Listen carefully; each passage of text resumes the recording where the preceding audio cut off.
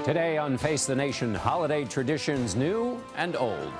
2016 has been a year of surprises and shocks, tragedies and terror. And there's been plenty of anger and sadness. But there's also hope and good news. In a new Face the Nation tradition, we once again look over the year past and the year to come with Stephen Colbert.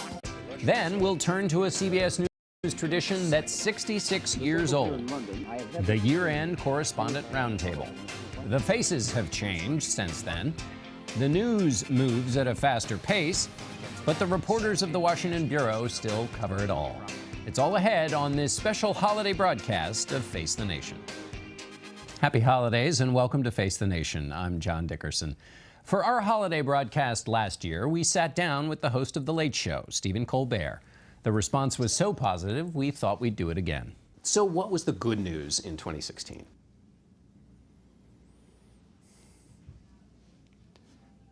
Well, that's a tough one. That's a tough one. We just had a bunch of people over for Thanksgiving, and before I gave the blessing, for all the food we were about to eat beforehand, I was thinking, what could I be thankful for? And I was really reminded of how our happiness really comes from our individual relationships. A nation is not its politics. A nation is the relationships between its people. And I was thankful for the people in the room. I was thankful for the people who were not there and could not be there because they were gone.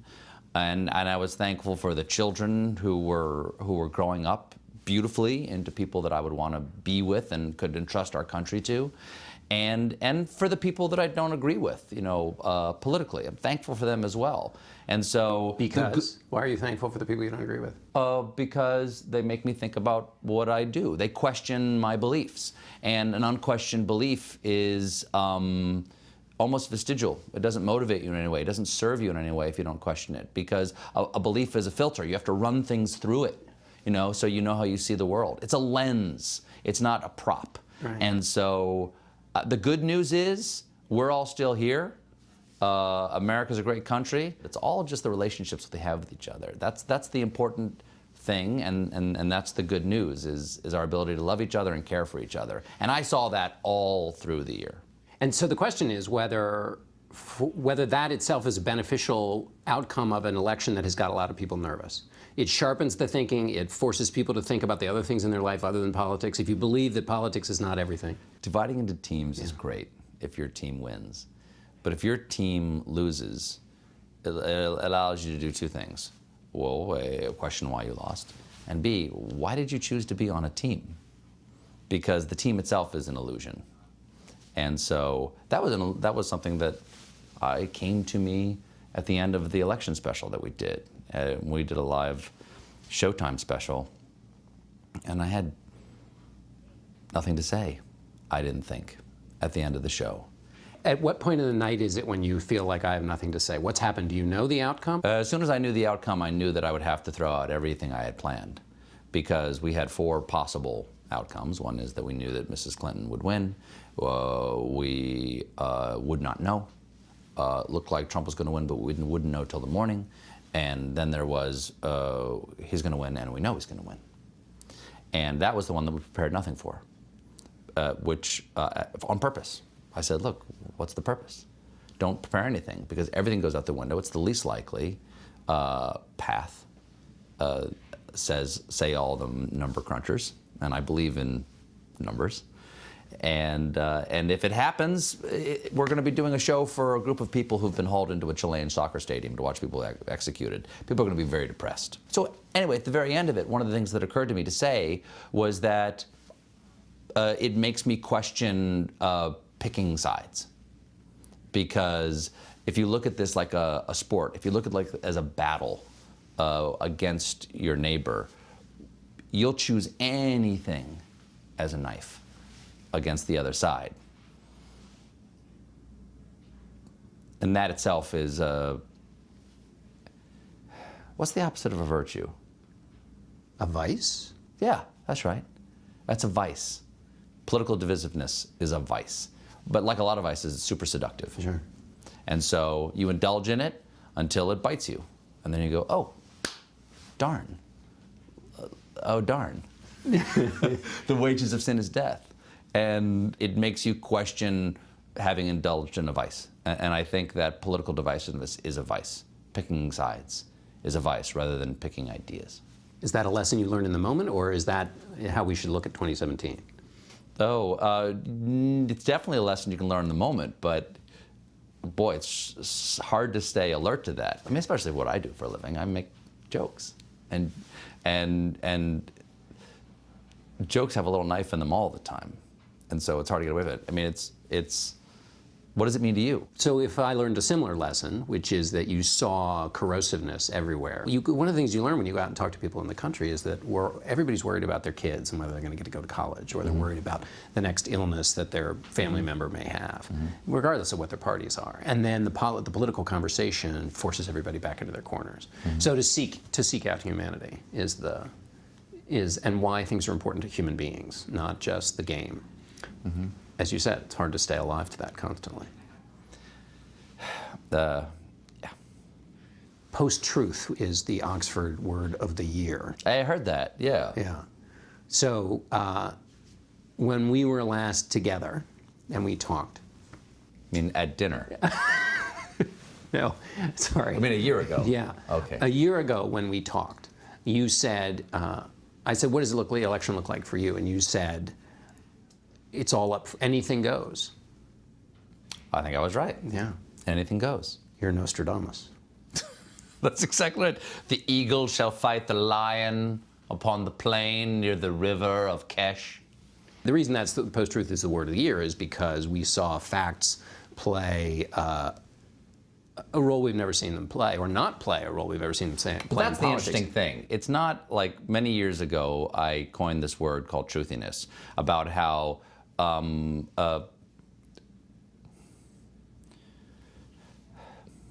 preferring to believe what feels true to you rather than what you know the facts to be. But that's very important to say that you know the facts to be.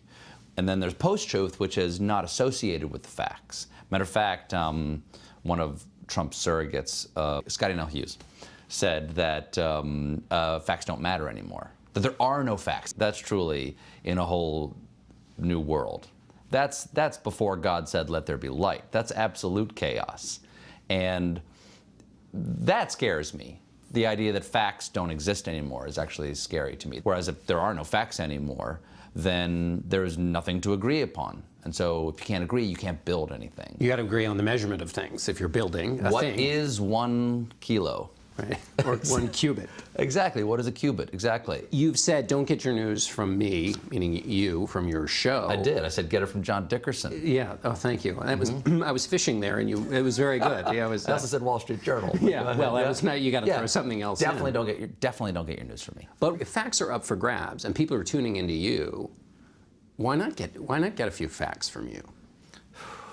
Because there are better sources than I am. I'm just reading other things. But we try to do jokes that are based on actual facts, because then you can build on them. The great thing about doing jokes about a presidential campaign is that from the conventions till Election Day, the job gets easier. Because there's one story, everybody cares about it, and nobody dies. So it's not tragic. You can make jokes about it. You don't have to explain it to the audience, and everybody's ready for the punchline as soon as you get out there. And so that's the great gift of covering the campaign. And then the more you get away from a centralized news story, the one story in the middle of the cycle, the more you have to explain things to the audience, and the more important it is that you get the facts right. And tell me about writing jokes about Donald Trump.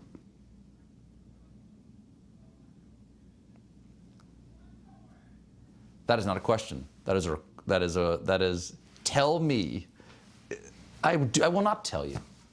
I will not tell you. How do you write jokes about Donald Trump? That's a question. There you go. First of all, you demand your writers to write jokes about it. How do you write jokes about Donald Trump? Well, that actually asks the question, how do you write jokes about anything? You know, how do you write? And a lot of times, and this is where the conversation gets super boring, because there's nothing more boring than explaining a joke, is that there's something that someone says, and then there's the way they behave. And in between, in that arc is where all the satire lives, you know, or the subversion. Like those two, there's a little arc in there. And the closer somebody is to the way they behave, the less fun they are. to write jokes about. But Donald Trump speaks one way and behaves in another.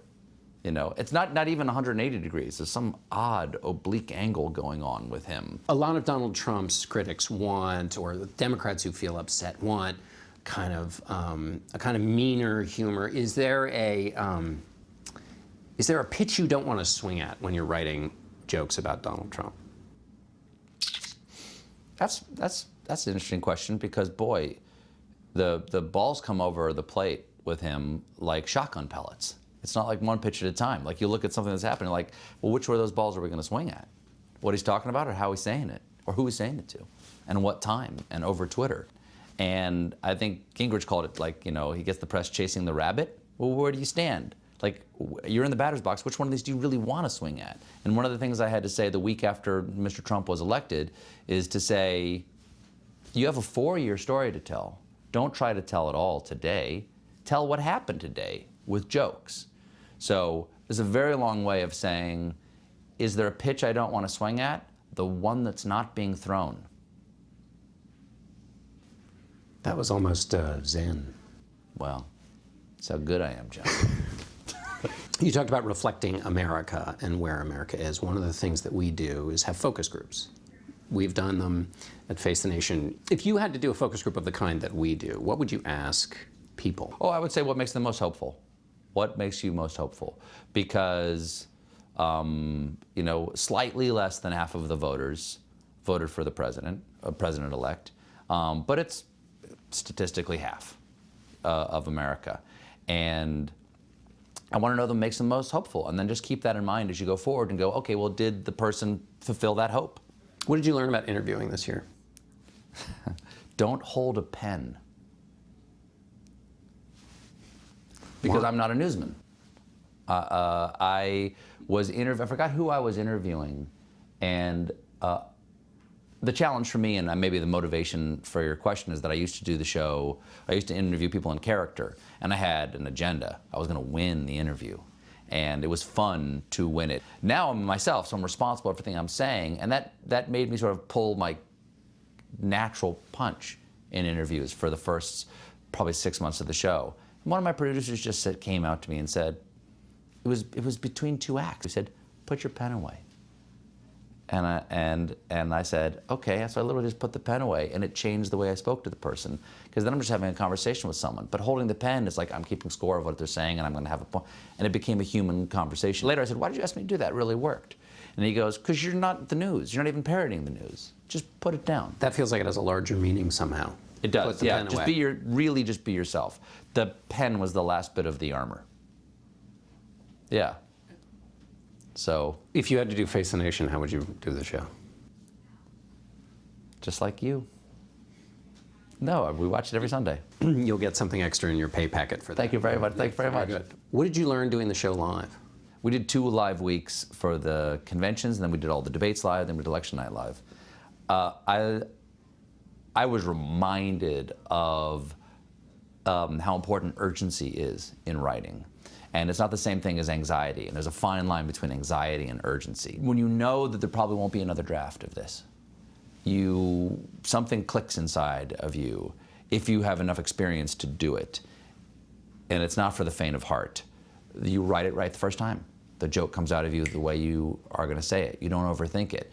And we wrote some of our best shows this year in a matter of a couple of hours, or sometimes like 45 minutes or half an hour. Everyone steps up. And that's what the live show does. It asks what is the most you are capable of. And it gives you something that's worthy of that effort, which is you're making jokes live about a historical event. If you could take 3 things from this year that gave you joy, they can be anything, what would they be? I spend so much of my time inside this building working on the show that it's hard to divorce like my joy from things that happened this year. Well, that's where you can put that on the list. Oh, I think the night before the election, we had Stevie Wonder on. We had Jon Stewart on, and we basically did a song encouraging people to vote with Javier Munoz from Hamilton, and then Stevie Wonder came on. We have the same birthday, and he sang to me, "Happy birthday to ya," you know, from Hotter Than July, that birthday song. That's probably the most joyful thing that happened in this building this year, because there's nobody like Stevie Wonder.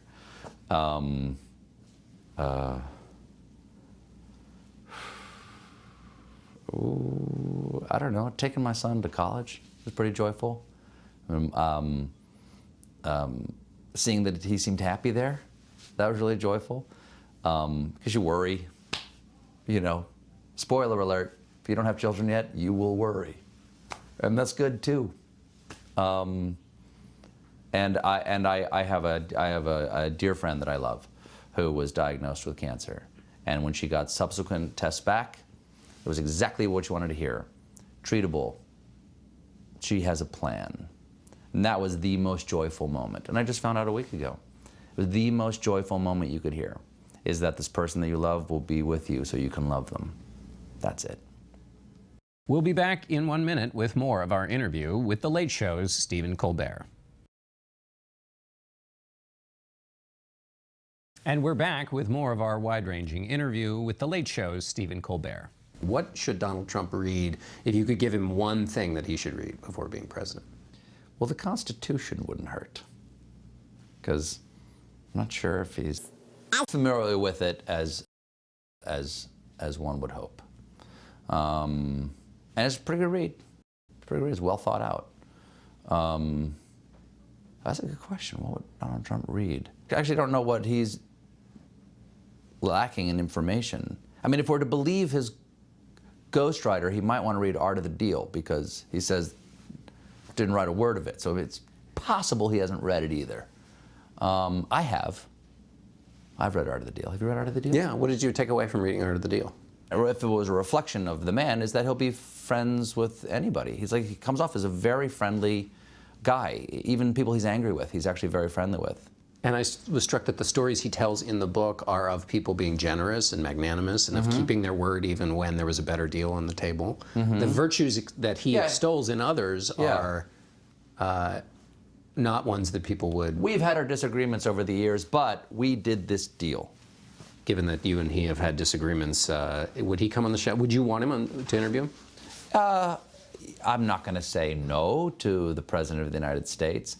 I would want to know that I could interview him in a way that would be respectful, though, because I don't think it would be fun for me or profitable for him in any way, or the audience, if I couldn't do it in a respectful way. And I think probably by the time he gets into office, I'll have calmed down a little bit.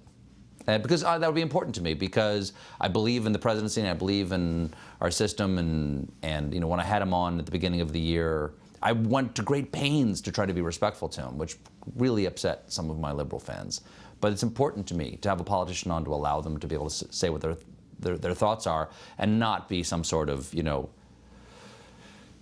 what people often wanted me to be at the old show, which is some sort of ninja word assassin that slips underneath everybody's radar and then slaps the handle on the knife before they even know that it's between their ribs. Like that was sort of the legend of what I almost never did it. It was almost by accident when I would do it. And I don't really want to do that with my guests ever. What are you looking forward to in the new year?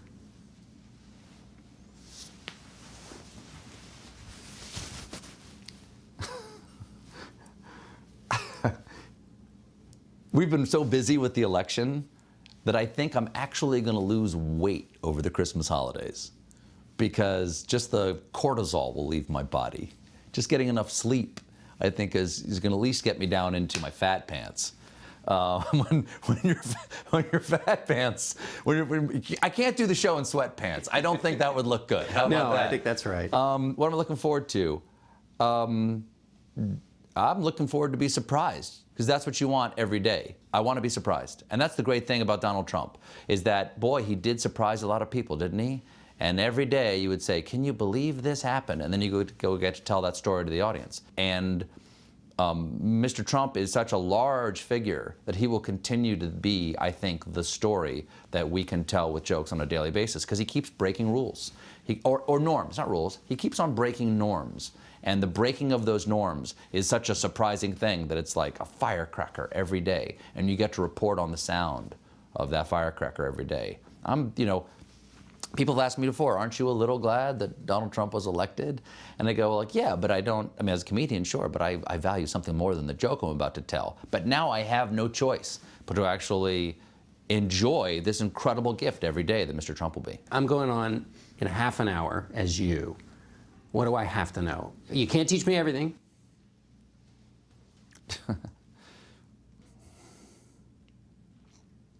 Do you know how to listen? You are the better judge now of that than I am. You have to know how to listen to your guests, because in half an hour, you're going from 0 to 60. Like you were dragged off the street. A bag was popped over your head. You were brought in backstage. They put you in makeup and whipped it off your head and said, "You're on in half an hour." And you say, "What am I doing?" And you go, "Well, you're going to. I hope you were informed about the news of the day," which I'm going to imagine that you are already. You being John Dickerson, you've got that John Dickerson feeling. One assumes you've got it in spades. And you have to be able to read, because you're reading off of a prompter. You have to be able to improvise, because if the joke goes particularly well, you want to filigree off the back end of it. You have to know how to be happy with failing. You have to know how to still enjoy it if the joke doesn't go over well. And also be prepared to not blame anybody other than yourself for whether it goes well. Because it really is just you. You're it. Tag, you're it. You know? You know what? Can I go back to something that Trump should read? This is my answer to what Trump should read. I don't know about what book he should read, but he should definitely read the plaque that says "The buck stops here." Because he's famous for blaming other people for something going wrong. But that's over. The buck stops at that desk. And I hope he's read it. Because the first time he blamed something else for somebody, the first time he blamed somebody else for something that he did, I think even people who like him will lose faith. Because however you feel about the president, you've got to take the punch. Thank you. Thanks. I'm going to shake your hand. You going to shake my hand? Yeah. All right. It's very weird. I used to do that all the time. Oh, yeah. Okay. Yeah. All right. Stephen Colbert. I don't know where that hand has been. What? It's like we just met. I've known you for years. Who is this person? There's a lot more of this interview that will be available on our website, facethenation.com. In fact, there's so much more that we're going to release a new clip every day for the next 7 days, just enough to make it through the holiday week. So for our 7 days of Stephen Colbert, go to our website or Twitter or Facebook for those clips.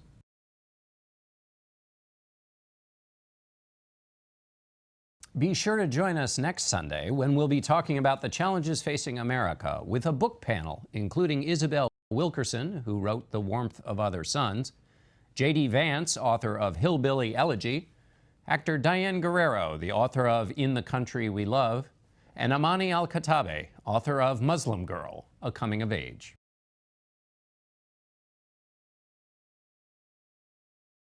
I have a different relationship with the legacy of CBS News because my mom was a correspondent here. People talk about that legacy and try to fit what we do into that legacy. America's #1 public affairs program, Face the Nation, Sundays. Some of our CBS stations are leaving us now, but for most of you, we'll be right back with a lot more Face the Nation and our favorite old tradition, the CBS News Correspondents' Roundtable. Stay with us.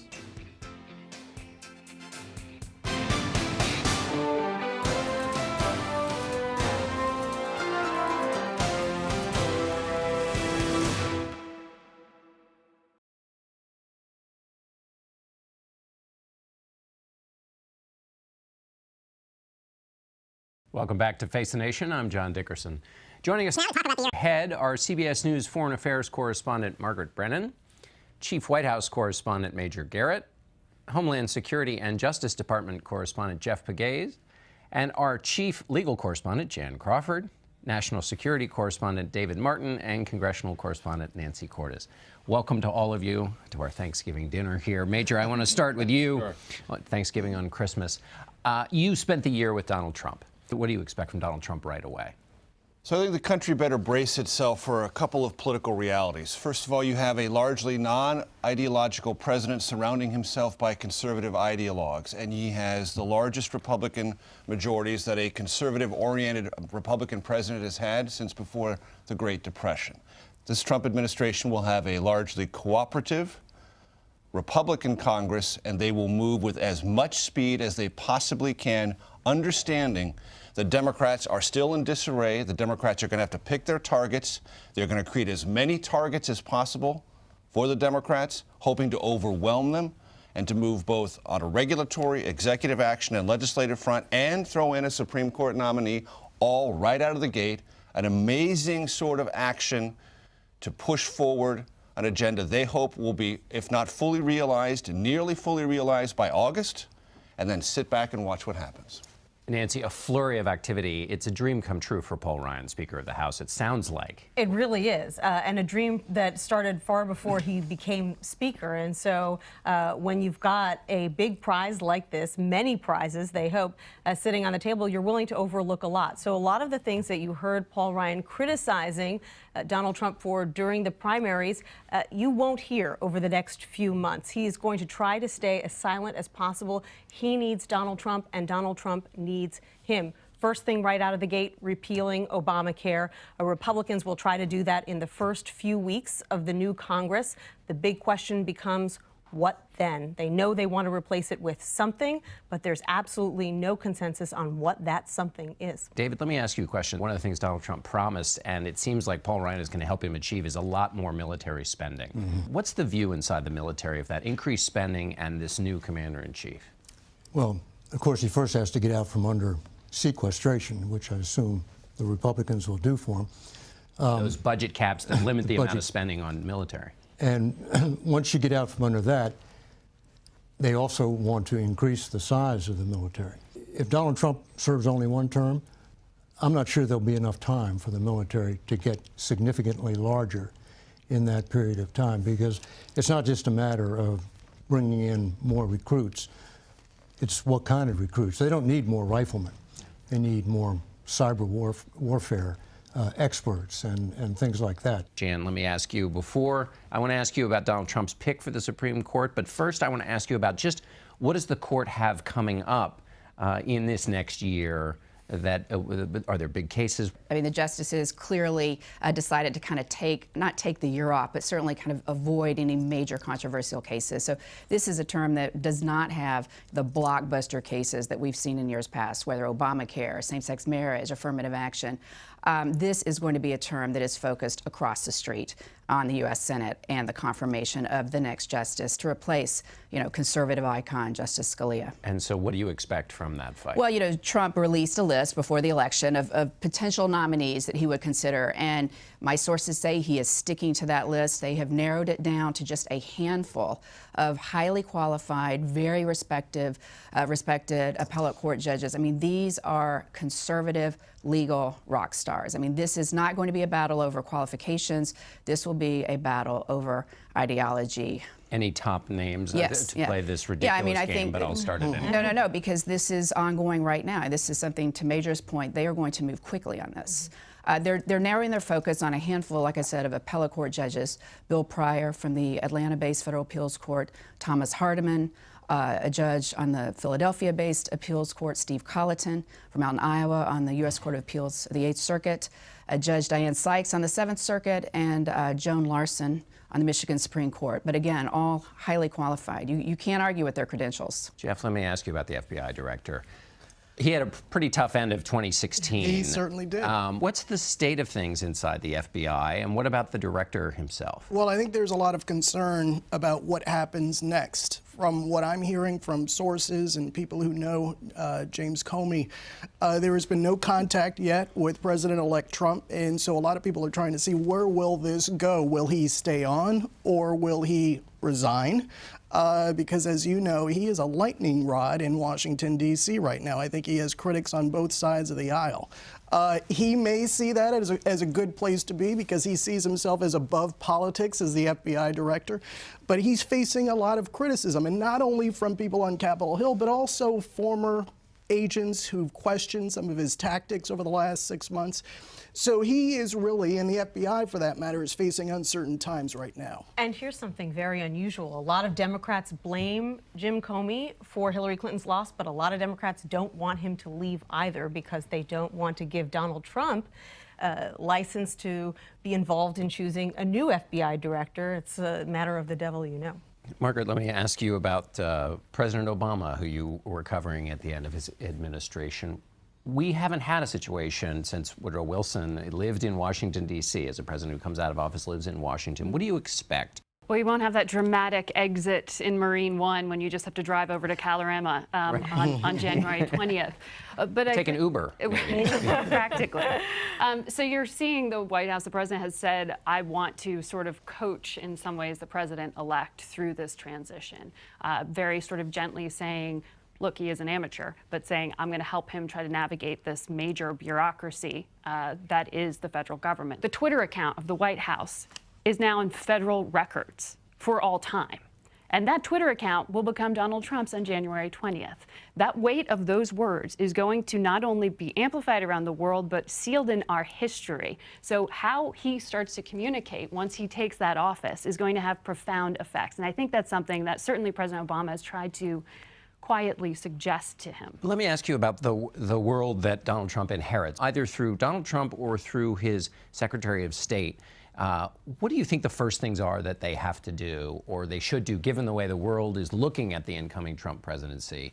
Well, the diplomats I talked to would tell you, there are two things people hate when it's financial markets or it's foreign policy, and that's unpredictability. And right now, what Donald Trump is suggesting is that the U.S. will be a source of insecurity, perhaps some uncertainty when it comes to decision making, that he's not going to lean on the coalitions, the NATOs, the UNs of the world, like President Obama has tried to emphasize, that he's going to have more of a transactional relationship with global leaders. The test of that is now you're going to have Rex Tillerson, a Secretary of State who understands full well the weight of words because he moves global markets with them as the chief executive of ExxonMobil. Can he play cleanup and really sort of work out some of those rough edges on the foreign policy front for Donald Trump? He ran as an unpredictable. That was his selling point. One of them. And it's important what Margaret brings up, because if you want to understand Trump, I really recommend, and this is not to sell his book, but if you read Art of the Deal, you get a sense of who he is and what he became on the campaign trail. And one of the things he says very early on in that book is, I like to work the phones. I make 100 calls a day. I like to crack open conversations and see where they go. The China-Taiwan thing is a classic example of that. He wants to crack open that conversation, see where it goes, see what happens. Unsettle things, get on the phone, and then see what happens and see where it leads. There is not an organizing structure to the foreign policy. Once you crack open a conversation, yes, you can make a new deal, but what are you in pursuit of? Right. What are you trying to accomplish? David, I want to get your take on also what does the Pentagon worry most about in terms of threat from the world?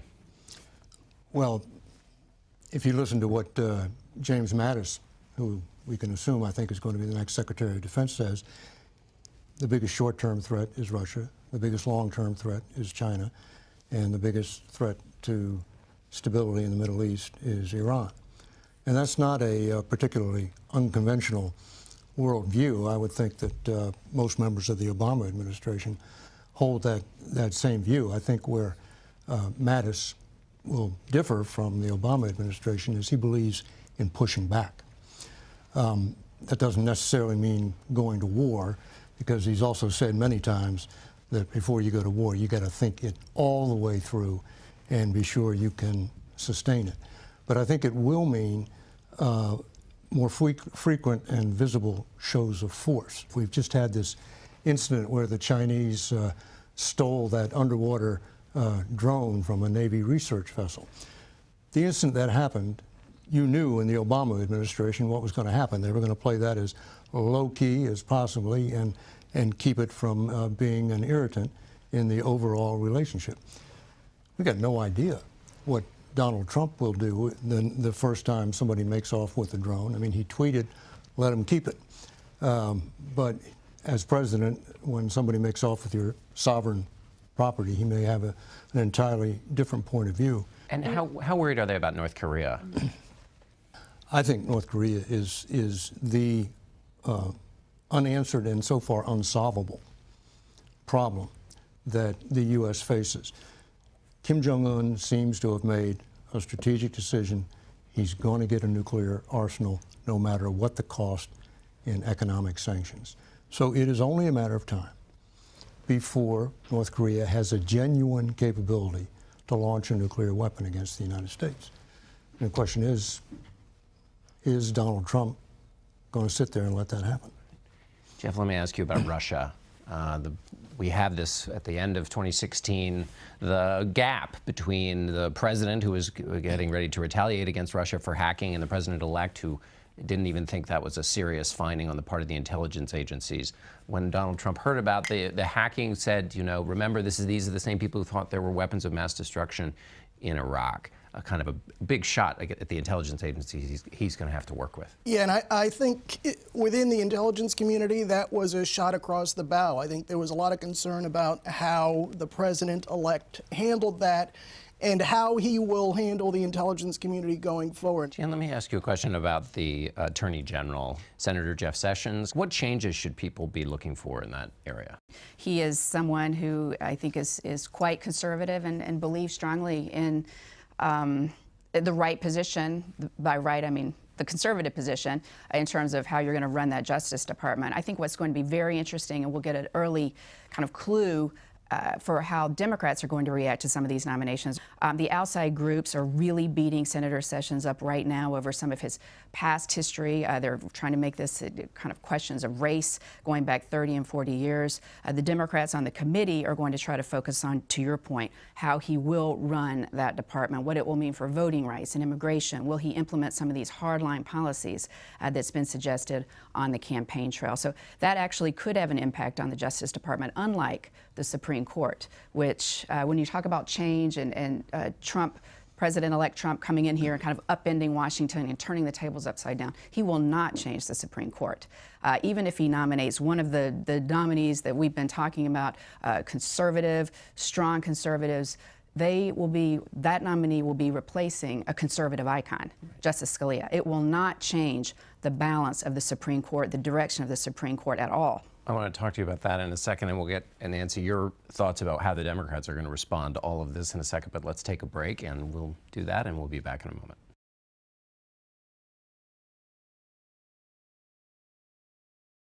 And we're back with more from our CBS Correspondent Roundtable. Nancy, I want to start with you, picking up on the point that Jan was making about what Democrats are going to do to resist Mr. Trump's picks.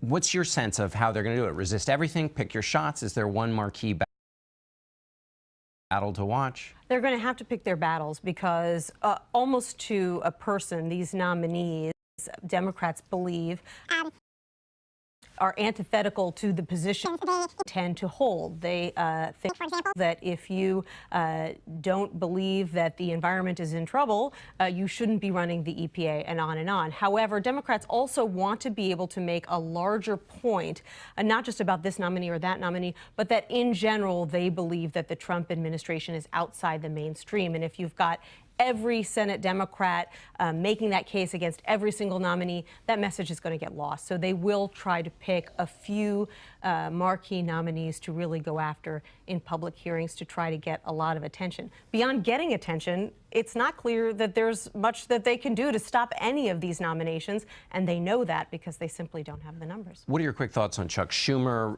Mitch McConnell famously told Major Garrett that he wanted to keep President Obama to being a one-term president. Is that the way Chuck Schumer, as the leader of the Democrats in the Senate, is positioning himself against Donald Trump, or does he have another view? I'm not sure that's in his DNA. So there are some Democrats to be obstructionist. He wants to make a deal. Obstructionist. He likes to make a deal. Chuck Schumer does want to cut a deal, for instance, on infrastructure spending, even though there are going to be some in his own party who say if you cut a deal with Donald Trump on that or anything else, you are going to send a message to the rest of the country that he is someone who can get things done, and we shouldn't allow that to happen. David, let me ask you about terrorism, because it was talked about so much by Donald Trump in the campaign. He said he wanted a 30-day plan to take care of ISIS. What's your sense of where that battle stands when the president inherits it? Well, he's going to inherit a battle in which ISIS is just losing ground by the day. They've lost half the territory they once held in Iraq. And the Battle of Mosul is going to be long and it's going to be ugly. But the city's surrounded. They're going to lose. So geographically, ISIS is losing. But of course, as everybody points out, it's the idea that you have to kill as well. You might get lucky, kill al-Baghdadi, the leader of ISIS, and that will somehow collapse the whole impetus behind the movement, but I doubt it. Hard to kill an idea. Hard to kill an idea. So I think whatever Donald Trump inherits on the ground, the real battle is going to be in the air for the battle of ideas. And there is a lot of concern, John. Once they squeeze ISIS on the battlefield and Al-Qaeda on the battlefield, that the killers will then spread out across Western Europe and maybe try to come here to the U.S. And I'd say the next question is, okay, so ISIS falls, then what happens on the day after? We've heard the president-elect criticize the current president for leaving a vacuum in the Middle East, failure, that disappearing red line in Syria, the failure to prevent atrocities. So if you take out ISIS in Syria or in Iraq, how do you actually build up a government that can keep a functioning military this time, right? How do you prevent repeating the mistakes that they've criticized the Obama administration for? I would say watch really carefully what happens in Syria. That is going to be such a litmus test because of that articulation of American weakness there that Trump has hit Obama on. Does he choose to see this as a battlefield against Iran, which has strengthened its hold on the region and the Iranian-backed militias, or does he see this as a way to partner with the Russians who have backed Iran, who have backed Assad, who are carrying out those atrocities that the U.S. calls a war crime? You know, the Obama administration has struggled mightily not to be distracted by anything in Syria other than the war against ISIS. Do not get involved in the civil war. And I can't imagine that General Mattis wouldn't have the same advice to President Trump. Whether or not President Trump follows that advice is another question. But he also likely sees it as not a civil war anymore. It's a ground war with Iran. It's an air war with Russia. And if you want to solve some of the problems when you look at Europe, that refugee crisis, that flow of terrorists that Jeff was talking about, the beating heart of that is in Syria. And you need to address that in some way. Maybe it's not the ground troops that President Obama said were the only answer and the one that he shut down, but he's got to do something. If it's safe havens and you ask the regional allies for money and they say no, and it's not a real estate transaction, it's actually hardball geopolitics where the Saudis and others say, no, we're not going to pony up. You told all the people in America we would. Guess what? We won't. The safe havens that Donald Trump wants to create and have the Saudis pay for. Exactly. Yeah. And if that doesn't happen, then where are you left? You're back where the Obama administration has been struggling for 6 years. If it's safe havens, does that mean you're willing to shoot down a Russian aircraft? Right, to protect them. That's a bit of an art. Even if they are form of paid art, for. Too, because the president has leaned into this idea of humanitarian corridors, that it's not even a no-fly zone as we describe it. So there's some mushiness here in terms of what that could actually mean. Let me move on to our final round here, which is predictions for the year of 2017. Jeff, I'm going to start with you. Oh, great. I want to, give us a prediction about something that's going to happen in 2017 or a clever way to get out of the question. Well, listen, I was struggling over this one because I felt like, you know, I could go the easy route and say something about ISIS, but I'm going to go the harder route and talk about James Comey, frankly, because where will he be in January? I think he will be at the FBI. There are a lot of people in Washington who might disagree with that. But I've talked to sources who say that he's spoken in groups of retired agents, and he's been very comfortable there, and he's defended his decisions as something that he had to do given the cards that he was dealt.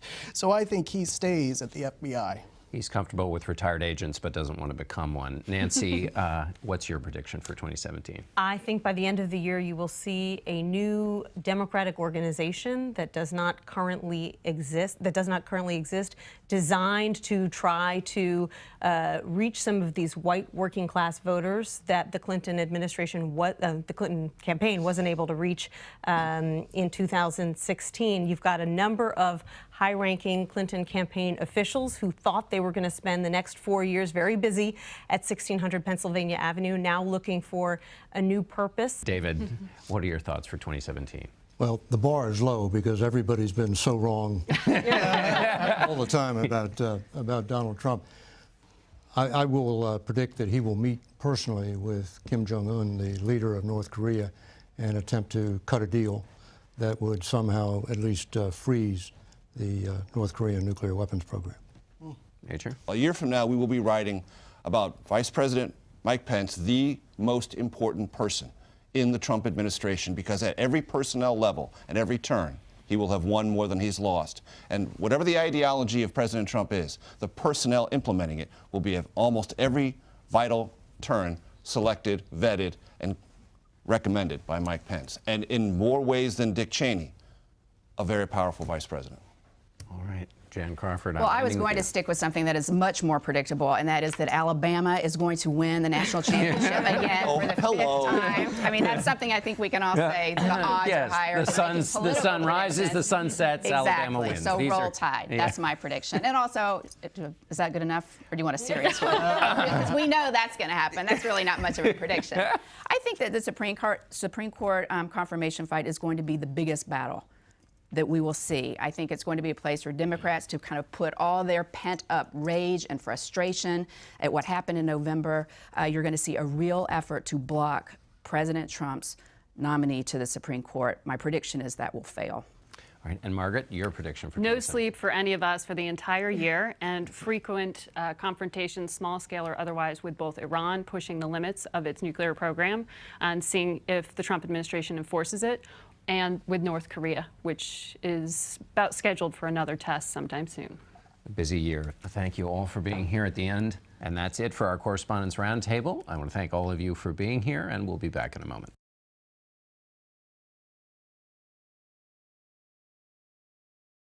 That's it for us today. Thank you for watching. We want to wish everyone a Merry Christmas and a Happy Hanukkah. We'll be back here on New Year's Day for another special broadcast. We hope to see you then. For Face the Nation, I'm John Dickerson.